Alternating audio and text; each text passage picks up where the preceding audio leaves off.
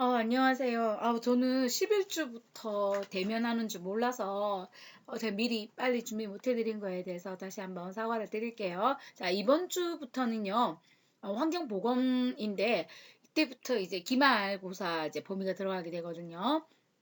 네.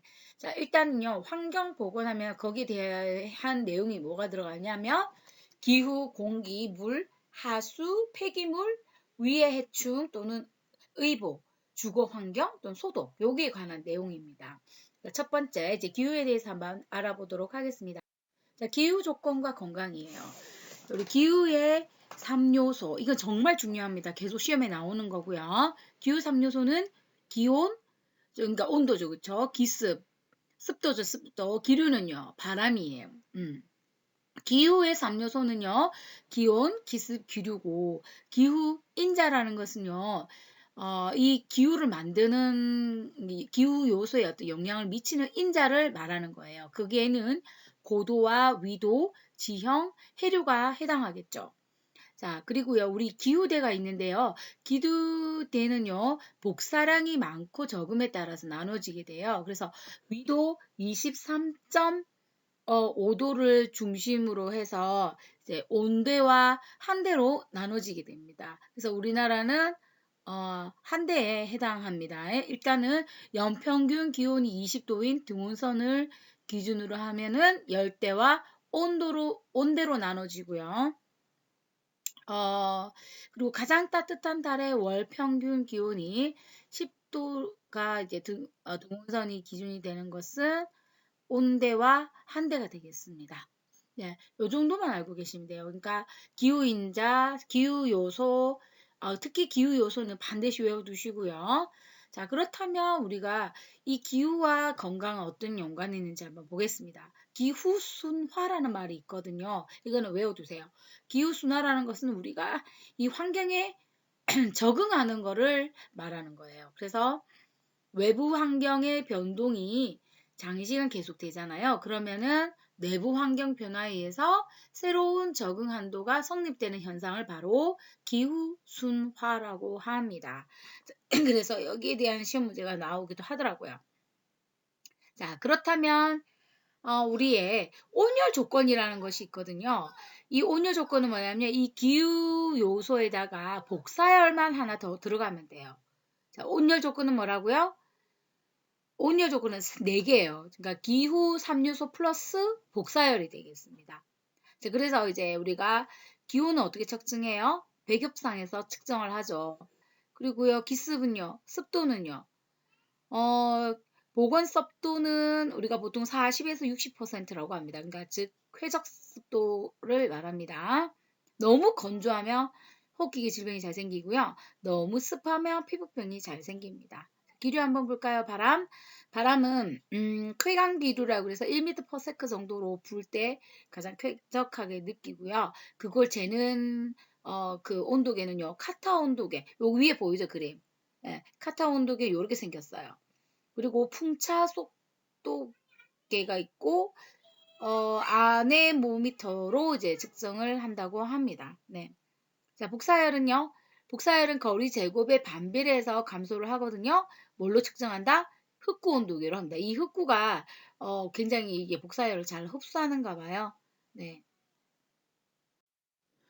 네, 지금은요, 우리 체온 조절 기전 한번 알아볼게요. 우리 체온 조절하는 것은 우리 몸의 시상하부죠. 시상하부는 이제 그 자율신경계와 연결이 되어가지고, 만약에 이제, 너무 몸이 고온이면 혈관을 확장시키고요. 추우면 혈관을 수축하게 됩니다. 자, 그렇다면은 우리가 지적 온도에 대해서 알아야 되거든요. 지적 온도라는 것은요, 최적 온도예요. 그래서 만약 혹시나 시험 문제에 지적 온도가 뭐고 최적 온도가 뭔지에 대해서 나오면은 체온 조절에 가장 적절한 온도라고 여러분들 아셔야 돼요. 그래서 이것은 뭐냐면 열 생산과 방산의 균형이에요. 우리 몸에 있는 열 생산은 누가 하냐면 근육이에요. 그런데 이제 열 방사는요, 피부가 합니다. 피부는 어떻게 해요? 수분 증발 또는 열전도, 열대류, 열복사에 의해서 열이 방산이 되거든요. 자, 일단 이거의 지적 온도는 바로 열 생산과 이 방산의 어떤 균형을 통해서 이루어진다라는 겁니다. 그리고 냉각력이라는 게 있는데요. 냉각력이라는 것은 바로 뭐냐면 공기가 이제 열을 빼앗는 힘을 말하는 거예요. 이거는 카터 온도계로 측정되어 있습니다. 자, 그렇다면 우리가 이제 피부가 얼마나 우리 온도에 적응할 수 있는지 한번 알아볼게요. 우리가 이제 견딜 수 있는 온도 범위란 얘기예요. 그거는 10도에서 40도가 됩니다. 그리고 쾌감되는요, 온도 17에서 18도 정도가 가장 우리가 쾌감하고요. 습도가 60에서 60%고 무풍일 때라는 겁니다. 요거 좀 기억해 주세요. 쾌감되는요, 18에서 18도 정도, 습도는 60에서 65%, 무풍일 때 가장 쾌감을 느낀다고 합니다. 감각온도라는 게 있어요, 또. 감각온도라는 게 뭐냐면, 무풍 습도 100%일 때 측정하는 거예요. 이유, 이제, 기온, 기습, 기류죠. 얘가 인체 모두 작용했을 때, 이제 체감 온도가 이제 만들어지는 거거든요. 자, 그리고 불쾌지수라는 게 있습니다. 불쾌지수라는 것은요, 우리 아마 TV 들어보시면 가장 많이 들어보셨을 건데, 온도하고 습도에 의해서 만들어지는 거예요. 그래서 그 구하는 공식은 건구 온도 플러스 습구 온도 곱하기 0.72 플러스 40.6 이렇게 되어 있는데 이건 안 외우셔도 돼요. 자, 일단은 불쾌지수라는 게 뭐냐면 기류와 복사열이 고려되지 않은 온도와 습도에 의한 것만 이제 한 거예요. 그래서 실내에서만 적용이 되는 거고요. TV에서 막 그러잖아요. 뭐 75%면은 불쾌지수 뭐 얼마입니다 이렇게 얘기를 하는데 만약에 불쾌지수가 75다 그러면 50%에서 그러니까 인구의 반 이상이 불쾌하다고 느끼는 거예요. 자, 그럼 일광을 한번 보도록 하겠습니다. 일광이라는 것은요, 바로 이제 태양열이죠, 그쵸? 태양열에는 뭐 좌회선, 뭐 가시광선, 뭐 적외선 이렇게 있는데 특히 이 자외선은요, 태양광선의 한 7% 정도를 차지하고요. 2800에서 3200 옹구스트입니다. 이게 바로 생명선이라고 하거든요. 이는요, 자외선은요, 나쁘지만 않아요. 좋은 점으로는 구루병을 예방한다든가 적혈구 생성 촉진, 살균 작용이 있습니다. 다음 나쁜 점은요. 피부 홍반을 일으키고 피부 침착을 일으키고 여러분들이 주근깨, 기미 뭐 이런 거 생기죠. 그쵸? 그 다음에 부종. 그리고 결막염과 백내장을 일으킵니다. 그래서 요거는 여러분들 좀 외워두셔야 되는데 뭐 자외선의 뭐 장점, 단점에서 시험 문제 나올 수가 있거든요. 그래서 요거 좀 외워두시고요. 자외선 지수 우리 아마 많이 들어보셨을 거예요. TV에서 자외선 지수가 오늘 굉장히 높아요 라는 거예요. 뭐 이런 거 있잖아요. 뭐 높음 수준은요. 6에서 7이라고 하거든요. 한 50분 정도의 만약에 이게 자외선 이 지수가 6에서 7이에 그런데 50분 정도에 있으면 선번을 읽는 겁니다. 아셨죠? 그래서 0에서 2는 낮고요. 그 다음에 3에서 5는 보통. 그래서 여러분들 뭐 TV에서 오늘 자외선 지수는 보통입니다. 라고 해서 보시면 3과 5라고 되어 있습니다.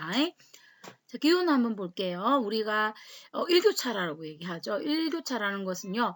일출 30분 전의 최저 기온이고요. 오후 2시 이제 고점에서 측정한 기온, 최고 기온이라고 합니다. 그게 바로 1교차고요. 내륙이 가장 심하고 그 다음 해안이고 산림이 내륙입니다. 영교차라는 것은 1년 중에 최고 기온과 최저 기온의 차이입니다. 한대가 가장 크고요. 온대고 그 다음 열대입니다. 열대야는 여름밤에 25도 이상이 지속되는 것을 열대야라고 합니다. 자, 이번에는 이제 공기에 대해서 알아보겠습니다. 우리 공기는요, 질소가 78%, 산소가 21%, 뭐 아르곤 0.93, 이산화탄소 0.03, 기타 뭐 0.04%로 이렇게 구성이 되어 있고요. 공기 자체가 이제 자정작용이 있습니다. 요거 시험 문제 나옵니다. 왜냐하면 객관식으로 많이 나오거든요. 우리가 공기가 지금 대기 오염이 굉장히 심한데 얘도 어느 정도 이제 작용을 어떻게 하냐면 공기 자체 희석작용이라는 것이 있고요. 아니면 강설, 그러니까 비나 눈이 내려서 그런 어떤 먼지라든가 용해성 가스를 이게 씻는 역할도 하기도 하고요. 그 다음에 산소나 오존, 과산화수소의 어떤 산화작용 있을 수가 있고 자외선이 살균 작용하고 식물의 탄소 동화 작용에 의해서 이게 공기가 자정 작용을 하게 됩니다. 자, 그렇다면 우리가 공기와 건강은 어떤 관계가 있냐? 자, 산소는 전체 21% 차지한다라고 말씀을 드렸는데 10% 이하일 때 요거 외워두세요. 10% 이하일 때 공호 곤란이 일어나게 됩니다. 7% 이하면 질식사가 일어나게 돼요. 이산화탄소는요 0.03%를 차지하지만 요건 어떤 역할을 하냐면 실내 공기 오탁도 판정 기준이 돼요. 그러니까 이산화탄소 농도가 굉장히 높아지면은 굉장히 오염이 됐다, 탁하다, 공기가 탁하다 이렇게 판정을 하는 거예요. 자, 그렇다면 참고로요. 대기오염 지표는 또 달라요. 대기오염 지표는 황화수소예요. 그래서 황화수소고요. SO2. 자, 그다음에 폐폰에 만약에 5에서 6% 정도 농도잖아요. 되어 있는데 만약에 3%면 불쾌감을 느끼고요. 7%가 이제 그 폐폰으로 이제 되어 있으면 호흡 곤란을 일으킵니다. 그다음 일산화탄소 볼게요. 요거 때문에 겨울에 아무래도 그 야영이라든가 이런 데 가서 텐트 안에서 피워놓고 자다가 돌아가신 분도 몇 분 있었죠. 그쵸? 자, 일단 일산화탄소의 특징이 뭐냐면 헤모글로빈하고 친화력이 이 산소보다요 210에서 300배 정도로 강합니다. 그러다 보니까 산소를 공급해 줄 수가 없는 거예요. 그렇다 보니 무산소증을 일으켜서 그게 굉장히 위험한 겁니다. 그래서 일산화탄소가 굉장히 무서운 거예요. 자, 그 다음 질소입니다. 질소가 일으키는 질병은 뭐가 있냐면 바로 잠합병이에요. 또는 뭐 감압병이라고도 얘기하는데요. 우리 공기 중에 한 78% 정도 차지하는데 만약에 우리 잠수부들이 고압에서 이렇게 작업을 하잖아요. 그러다가 갑자기 이게 부상을 이게 물 위로 올라왔을 때 급하게 뭐 올라오게 되면요. 그 기압 내 그 변화 때문에 혈중 내에 이 질소가스가요. 어, 이 기포를 형성하게 돼요. 그렇다 보니 이 기포가 모세혈관의 혈전을 만들어 가지고요. 중추신경계에 문제를 일으키게 됩니다. 그거를 이제 장화병이라고 얘기를 합니다. 그래서 이제 올라올 때는 기압을 고려해서 천천히 올라오도록 그 사람들은 교육을 받겠죠. 자, 그 다음에요. 실내 오염을 보도록 하겠습니다. 실내 오염에는 세 가지가 있는데요. 빌딩 증후군이라는 게 있고 새집 증후군이라는 게 있고 군집독이 있어요. 군집독이라는 게 뭐냐면 우리 빌딩이나 이런 건 알겠죠, 그렇죠? 뭐 새집이나 이런 데 가게 되면 아무래도 콘크리트나 시멘트에서 나오는 그런 안 좋은 물질 때문에 생기는 거고요. 군집독이라는 것은요. 외워두세요. 고온, 고습, 밀폐예요. 너무 온도가 높고 습도가 많고 밀폐된 그런 공간에서 이산화탄소가 증가하고 또 악취가 나는 것을 군집독이다라고 합니다. 그 이유는 온도가 증고 산소 부족 환기장애가 되겠습니다. 이거 시험 문제 많이 나오거든요. 꼭 외워두세요. 그 다음에 이제 물을 한번 보겠습니다. 물은요, 그 물 때문에 우리가 많은 수인성 이제 전염병도 일으키기도 하고, 그 다음에 수질이 또 얼마나 오염되었는지에 대한 거를 한번 알아보도록 하겠습니다. 이 수인성 질병 전염원의 특징, 요거 시험 문제 많이 나옵니다. 첫 번째가 뭐냐면 유행 지역과 음료수 사용 지역이 일치한다라는 거, 그리고 환자가 집단적 또는 폭발적으로 발생하는 특징이 있고요. 음료수 사용 중지 시 이제 괜찮아지고요. 환자 발생률도 감소합니다. 또 이제 비교적 잠복기가 길고 그렇죠. 그리고 치명률과 2차 감염률은 낮습니다. 그리고 계절에는 관계가 없습니다. 이게 특징이 게 뭐냐면 바로 우유계 감염병하고 구분하는 게 나오는 거예요. 그래서 우유계는요, 아무래도 배달 지역하고 일치하게 되고, 수인성 전염병하고 다르게 잠복기가 길고, 발병률하고 치명률이 굉장히 높다라는 게 우유계 감염병입니다. 그래서 요거 두 개 구분해서 중간에 이렇게 시험 문제 내놓은 게 있거든요. 자, 외워두시기 바랍니다. 그래서 예전에 밀즈 레인케 현상이라는, 하는 게 있는데 이게 뭐냐면 물을 여과해서 깨끗하게 먹었더니 수인성 전염병이 사라졌다. 이거를 증명한 거예요. 그래서 1983년도에 미국의 그 매사추세츠 로렌시에 보니까 수돗물을 여과를 했더니 장티푸스가 감소된 거예요. 그래서 수인성 전염병이 줄어들었더라. 그래서 물이 오탁하면 얼마나 우리 인체에 어떤 해로운지를 알아준 거죠. 그 다음에 두 번째는요. 1983년도 똑같은 해죠. 독일 함부르크시에서도 똑같은 랭케죠. 여기서도 이런 현상이 일어났던 거예요. 그래서 물이 정말 깨끗해야 된다라는 거를 강조를 하는 거예요. 이게 밀스 랭케 현상이라고 합니다. 그 다음에 우리가 먹는 물 수지 기준 한번 볼게요. 미생물은요.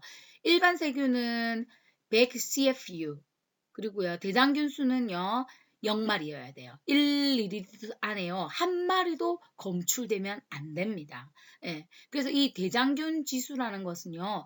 최소 검수량의 역수예요. 이거 시험 문제 냈었죠, 제가. 생물학적 오염 지표가 됩니다. 생물학적 오염 지표는 뭐다? 대장균 지수를 말합니다. 그리고 한 마리도 검출되면 1리터 안에 한 마리도 검출되면 안 됩니다. 그리고 유행 영향 무기물질로는 이제 질산성 질소와 암모니아성 질소가 있어요. 특히 이 암모니아성 질소는 리터당 0.5mg이 이제 되는데 이 정도 있는데 유기물 오염 시기를 측정할 수가 있어요. 그래서 유기물이 언제쯤 오염이 되었구나, 즉 분변 오염이 있구나 없구나 이런 거 알 수 있는 게 바로 암모니아성 질소입니다. 외워두세요. 대장균수, 암모니아성, 그 다음에 마지막 신미. 신미라는 것은 탁도예요. 탁도. 우리가 눈으로 봤을 때 1 NTU 이하여야 되고요. 색도는 5도 이하여야 돼요. 일단은 이제 과망간산 칼륨이라는 게 있거든요. 10ml가 리터당 정도인데 유기물량을 측정할 수 있는 게 바로 과망간산 칼륨이 되겠습니다. 이것 때문에 이제 탁해지는 거니까요. 그리고 수소이온 농도, 그러니까 pH라고 하죠. 5.5에서 8.5가 되겠습니다. 그리고 이 NTU라는 게 뭐냐면은 이게 네프로메트릭 투버틱 유닛이라 그래서 탁도 측정계가 있어요. 그래서 이 먹는 물은요 0.5 NTU가 이하여야 됩니다. 아시겠죠? 자, 암모니아성 질소가 많으면 유기물 오염이 얼마 안 되었다는 얘기예요. 최근에 오염됐구나. 그리고 질산성은요. 질산성 질소는요. 오염된 지 오래되었다. 과망산 칼륨은요. 유기물이 많다. 요거 세 개를 구분하실 줄 알으셔야 됩니다. 그 다음에요.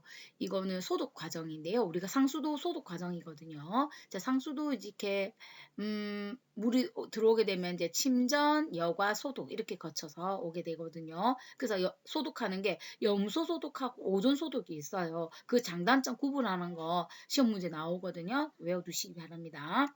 이게 염소 소독은요. 소독 효과도 굉장히 좋고요. 그리고 잔류 효과도 소독하고 나면 그 염소가 남아 있는 게 잔류 효과거든요. 그리고 조작이 좀 쉽고 그다음 운전 비용이 좀 싸요. 반면에 오존은요. 항물질이라든가 염소 막 이런 게 아무것도 없고 바이러스도 없어서 굉장히 장점이긴 하지만 너무 비싸요. 예. 네, 요 정도만 아시면 될 것 같은데요. 자, 그리고요, 우리가 정수를 어떻게 하냐면 세 가지 과정을 거친다라는 겁니다. 침전, 여과, 소독이거든요. 그래서 우리나라 같은 경우는요, 대부분 약품 침전을 많이 합니다. 예. 자, 그래서 일단은 침전을 한번 보겠습니다. 거기에는 이제 이게 여과법인데요. 이거는 이제 어떻게 해서 이런 찌꺼기들을 안 좋은 것들을 이렇게 침전 가라앉히게 할 것이냐 이거잖아요. 그 방법이 이제 두 가지가 있는 거예요. 하나는 이제 완속여과법, 급속여과법인데 완속여과법은 보통 침전법이라고 하면서 유속을 굉장히 느리게 해가지고요 생물막을 제거를 해놓는 거예요. 그래서 이거는 이제 넓은 면적의 건설비도 많이 들고요. 그렇긴 하지만 이제 세균 제거에는 굉장히 좋죠. 근데 이거는 좀 많이 걸리기 때문에 우리나라는 이제 급속여과법을 많이 씁니다. 즉 황산 반토라는 이 약품을 써요. 그래서 역류세척으로 생물막을 제거하거든요. 그래서 좁은 면적도 가능하고 건설비가 적게 들어서 우리나라는 이걸 많이 쓰고 있습니다. 그다음에 여과 과정이 있어요. 여과는 이제 세균을 제거하는 방법이에요. 예. 그리고 세 번째 소독입니다. 소독은요, 염소 소독을 굉장히 많이, 염소 소독하고 조류 제거법이 있거든요. 그래서 염소 소독은 액화염소라 사용하는데요. 소독력도 강하고 잔류 효과도 크고 조작도 간편하고 저렴하다는 겁니다. 그래서 이게 뭐냐면은 이제 불연속점 염소 처리라고 해가지고요. 염소 주입량에 비례해서 잔류 염소가 증가하잖아요. 그렇다 보니까 만약에 이제 수중에 암모니아성 물질이 있으면 이제 잔류 염소가 증가하게 돼 가지고 막 최대점이 되었다가 점점점점 이게 감소하는 것을 불연속점 염소 처리라고 얘기를 합니다. 그러니까 왜냐면은 이제 이 유리 잔류 염소가 이제 염산과 치아염소산으로 존재하거든요.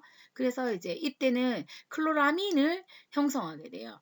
이게 이제 THM, 트리 할로메탄이라고 해가지고 이게 이제 그 생성이 되거든요. 그러다 보니까 요거를 대체하기 위해서 오존살균법 아까 앞에 설명을 했죠.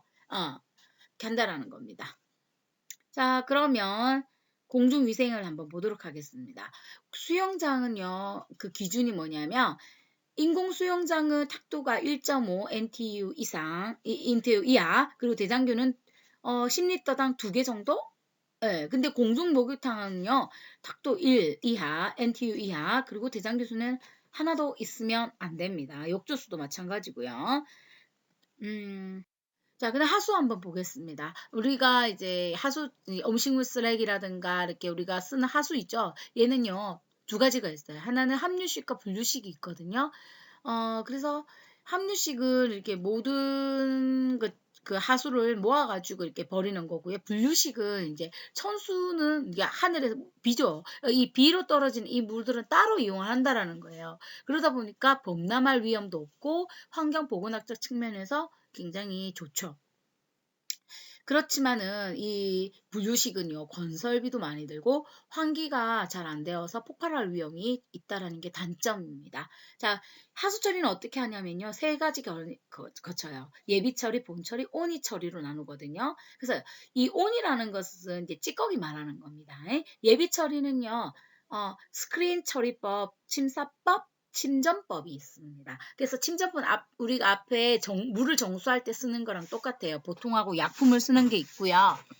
그 다음에 본처리에는요, 두 가지 게 있어요. 현기성이냐 호기성이냐인데, 현기성이라는 것은 산소가 없는 상태에서 처리하는 거예요. 그렇다 보니까 메탄이 발생하게 됩니다.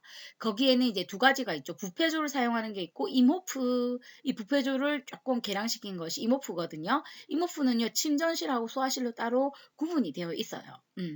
자, 그 다음에 호기성은요, 바로 이 산소를 이용하는 생물산화법인데요.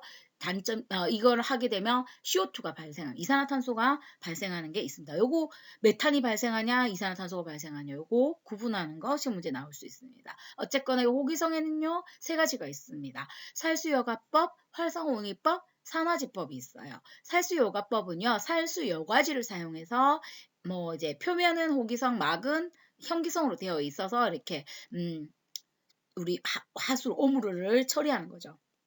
그 다음에 활성온이법이라는 것은 뭐 1차 침전조를 거쳐서 호기법, 그러니까 산소를 대량으로 투여한다는 거죠. 그 다음에 제2 침전소를 거쳐서 경제적 침전소를 거쳐서 이렇게 이런 침전물들을 처리한다는 건데요. 근데 이거는 굉장히 기술력을 요하기 때문에, 그리고 처리 면적은 적지만은 경제적이지만은 기술자들의 기술이 굉장히 요하죠. 그다음에 산화지법이 있습니다. 산화지법은요, 물의 생물학적 자정작용을 이용하는 겁니다. 즉 소도시 이게 가능하겠죠?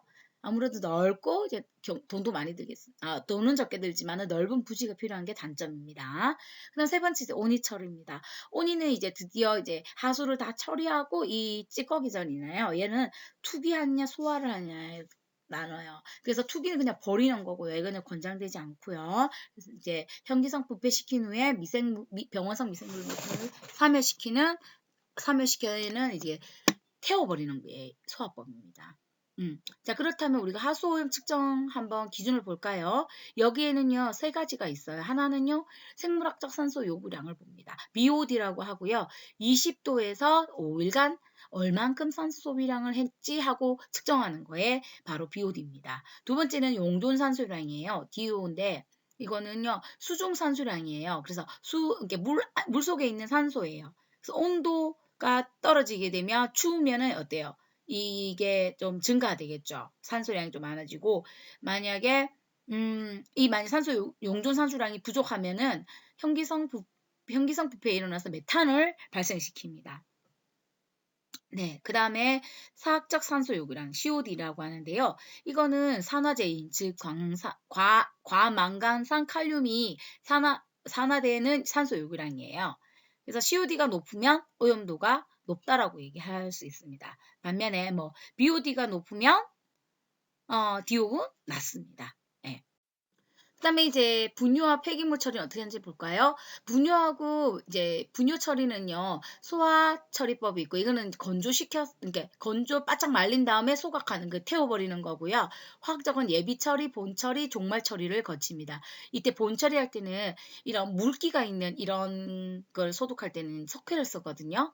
놓고요. 그다음 섭식 산화법이라고 해서 고압과 고온에서 처리하는 게 있습니다. 폐기물은요.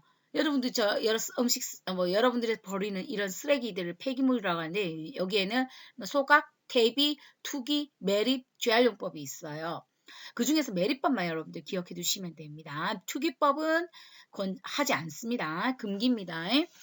매립은요, 그 쓰레기를 1에서 2m 정도로 이렇게 매립경 두고요. 쓰레기를 1에서 2m 정도에 이제 파서 매립 경산 30도 정도 줍니다. 왜냐하면 그거 타고 올라가기 편하게 30도 정도로 경사를 두고요.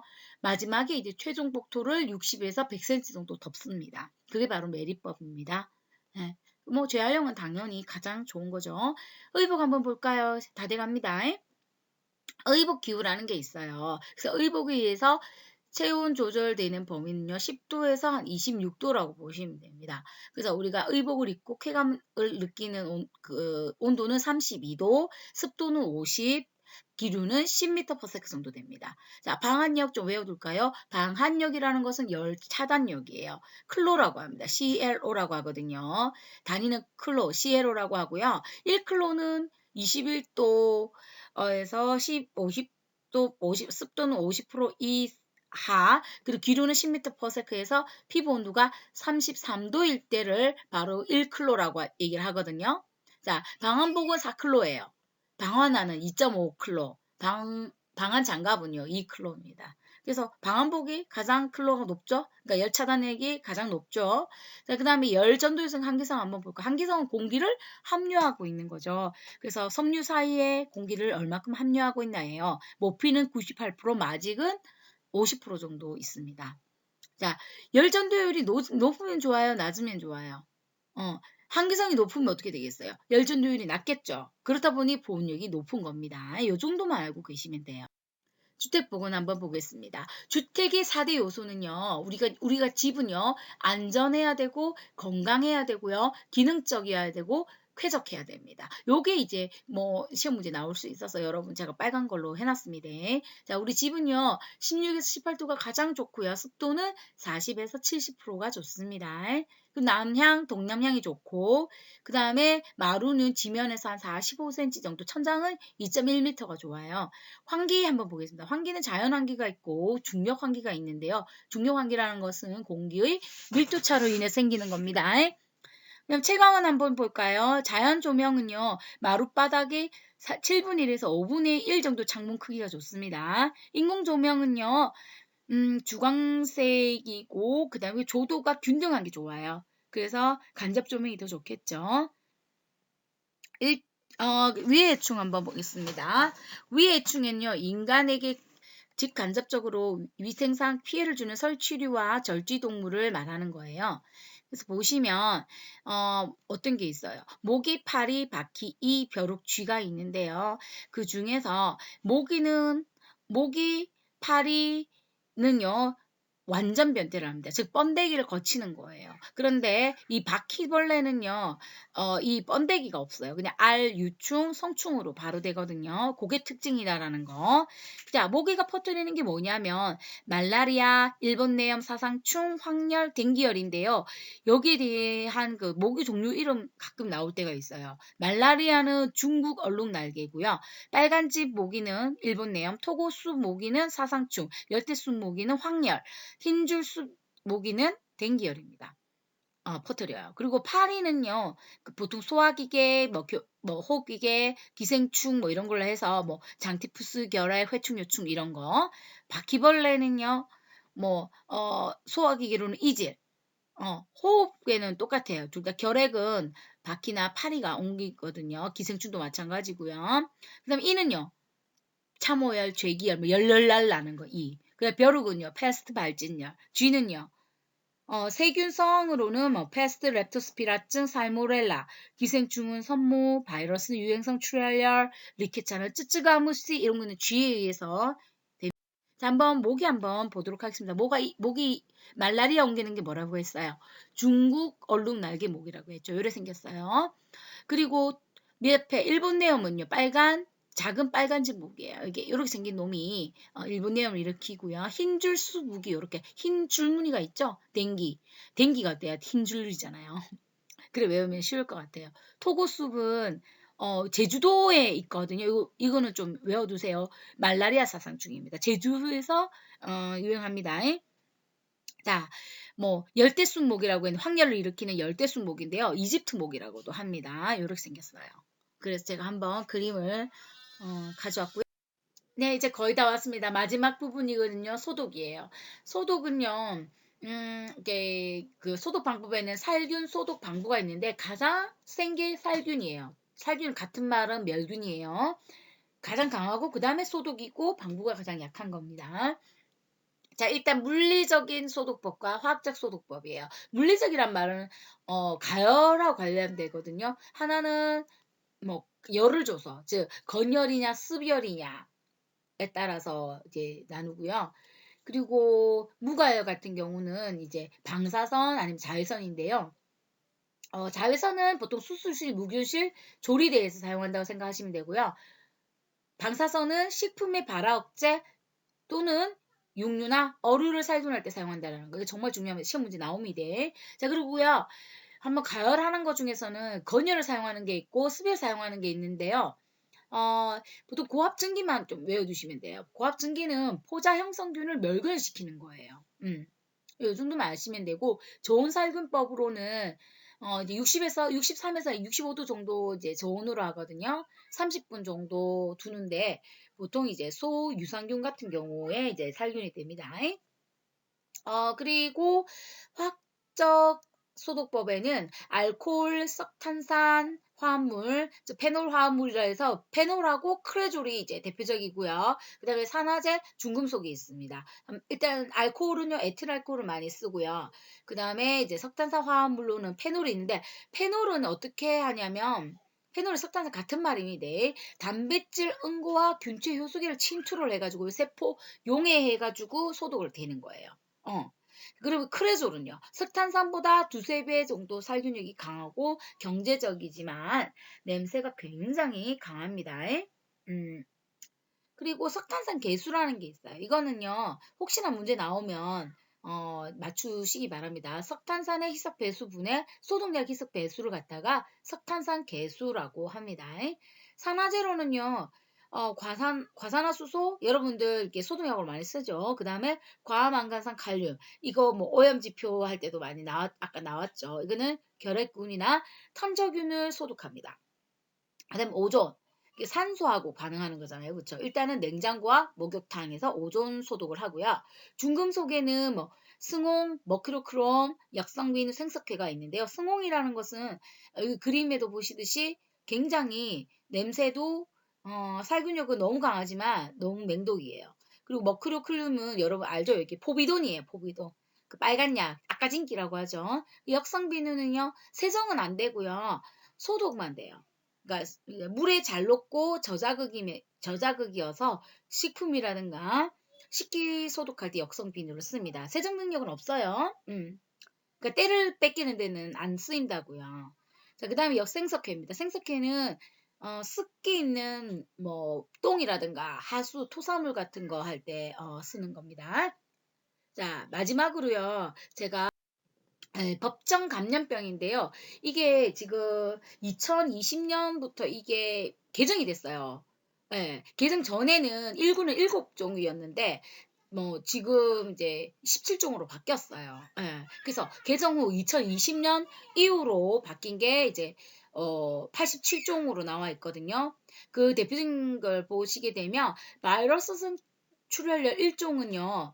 그 개별 감염병으로 더 나눴어요. 그러니까 에볼라, 뭐 마버그, 라사열, 뭐 크리미안, 뭐 콩고, 남아메리카 출혈열, 리프트 밸리혈 이런 식으로 더 부채화했고요. 그 다음에 그래서 일종 전염병이 더 숫자가 늘어난 거고요. 그 다음에 인플루엔자, 매독은 4급으로 변경이 됐습니다. 그리고 사람 유두종 바이러스 HPV라고 하는데 이것도 더 추가를 했거든요. 그래서 제가 시험 문제에 그 법정 감염병 그게 이게 개정 후 거를 해놓은 거예요. 예. 그래서 아마 여러분도 시험 문제에도 아마 개정 후로 나오지 않을까 생각이 듭니다. 그래서 1급에는 17종이 있고요. 여기에 해당하는 게 이런 바로 즉시 신고해야 되는 것들이잖아요. 뭐 살스, 메르스, 뭐 신종플루, 디프테리아까지 보여줍니다. 디프테리아. 네. 그 2급은요. 21종으로 이제 결핵, 수두, 홍역, 콜레라, 장티푸스 이게 답이었어요. 파라티푸스, 이질, 뭐 장출혈, 대장군, A 간염, A형 간염, 백일해, 이하선염, 풍진, 폴리오 이런 거예요. 그래서 뭐 여러분들 BCG 그 결핵 그 주사 맞잖아요. 결핵은 BCG입니다. 생후 1개월 후에 맞는 거죠. 제일 처음에 맞는 그 예방 접종입니다. 그리고 MMR은 홍역, 풍진, 이하선이에요. 홍역, 풍진, 이하선입니다. 전부 2급입니다. 2급에 해당하는 것들이 바로 BCG하고 MMR 우리 하는 거예요. 자, 그다음에 3급 볼까요? 3급은 26종으로서 이제 파상풍이 들어가 있어요. DPT 있죠, DPT. DPT는요, 그 DPT 주사도 있는데 그거는 이제 디프테리아 파상풍 100일입니다. 그래서 파상풍만 3급이고요. 뭐 100일에하고 디프테리아 전부 다 1, 2, 3급 다 들어가 있어요. DPT 주사는요.